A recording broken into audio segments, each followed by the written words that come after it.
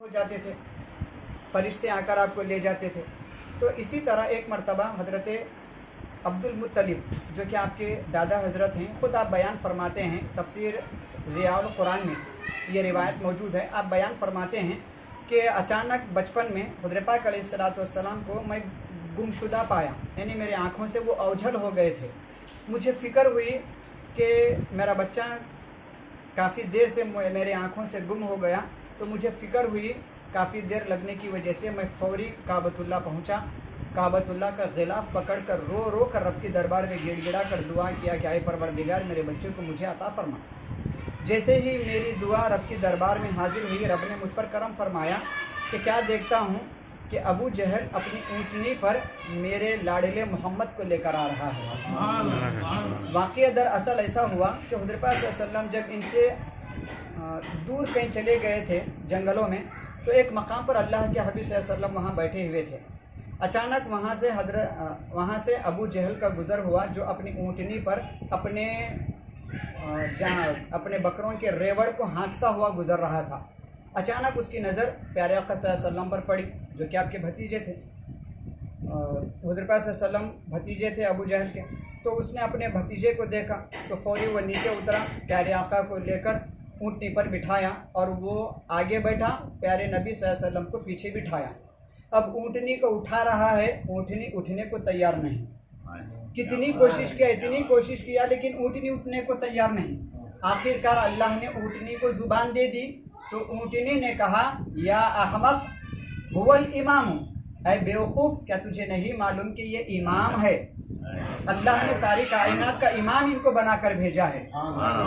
کیف یکون الامام خلف المقتدی، تو اونٹ کہتا ہے کہ امام مقتدی کے پیچھے کیسے ہو سکتا ہے؟ تو جب تک امام کو آگے نہیں بٹھائے گا میں چلنے کے لیے تیار ہوں۔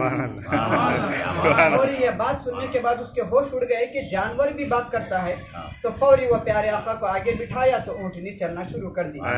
تو پھر اونٹنی آ کر کعبۃ اللہ کو پہنچی، مکہ مکرمہ میں کعبۃ اللہ کے پاس آ کر کھڑی ہوئی۔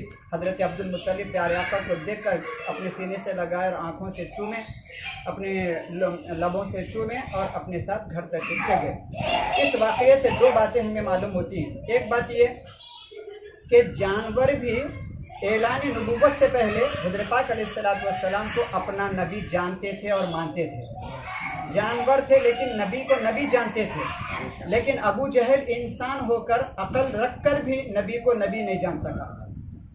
دوسری بات یہ معلوم ہوئی کہ عقل رکھنے والا انسان اس جانور سے بدتر ہے جو عقل نہ رکھنے والا جانور ہے۔ اس جانور سے بھی عقل رکھنے والا انسان بدتر ہے جو نبی کی عظمت کو نہ سمجھ سکا ہے۔ تیسری بات یہ معلوم ہوئی کہ اللہ تعالیٰ نبی کی عظمت کو بتانے کے لیے جانوروں کو بھی گویائی عطا فرمائی، تو جب اس جانور نے کیا نبی کی تعریف کی، قیامت تک کے لیے اللہ تعالیٰ نے اس اونٹ کا ذکر شریعت میں اور تاریخ کے کتابوں میں محفوظ فرما دیا۔ تو جانور جب نبی کی تعریف کیا تو وہ ہمیشہ کے لیے تاریخ کے کتابوں میں محفوظ ہو گیا۔ اگر انسان نبی کی تعریف کرے گا تو نسل در نسل اس کی عظمتیں بلند کی جائیں گی۔ تو اللہ تعالیٰ ایسی عظمتیں، ایسے کمالات پیارے آقا صلی اللہ علیہ وسلم کو عطا فرمایا کہ اونٹ تعریف کیا کیا، 14 سال کے بعد بھی آج اس اونٹ کا تذکرہ کیا جا رہا ہے، تو صرف اس واسطے کیا جا رہا ہے کیونکہ اس نے اپنے نبی کی عظمتوں کو بیان فرمایا۔ تو یہ ساری تفاسیر۔ اب یہاں پر ایک بات یہ بھی بتائی گئی، علامہ آلوسی بغدادی رحمۃ اللہ علیہ فرماتے ہیں کہ اللہ تعالیٰ حضرت پاک علیہ الصلوۃ والسلام کو ابو جہل کو ذریعہ بنایا حضرت پاک علیہ الصلوۃ والسلام کو اپنے دادا تک پہنچنے کے لیے۔ ایسا ہی ہے یہ جیسا کہ حضرت موسیٰ علیہ السلام کو اپنی والدہ تک پہنچانے کے لیے فرعون کو ذریعہ بنایا تھا۔